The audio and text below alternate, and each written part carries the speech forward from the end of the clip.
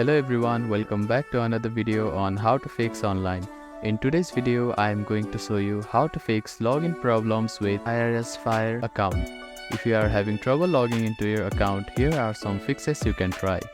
The first thing to do is to check that you have a stable internet connection, either through Wi-Fi or cellular data. Then try logging in again. Also make sure that you are typing your information correctly. The second step is to clear your browser cache and cookies.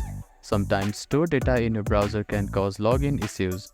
To do this, open your browser and click on the three dots at the bottom right corner. Then find the History button. After clicking on the History button, you can find the Delete Browsing Data button. Click on it, then select the time range as all time.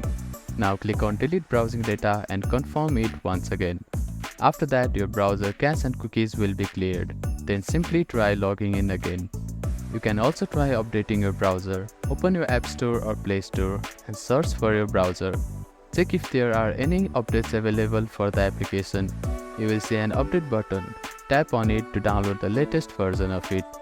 If the issue still persists, try accessing the login page using a different web browser or device.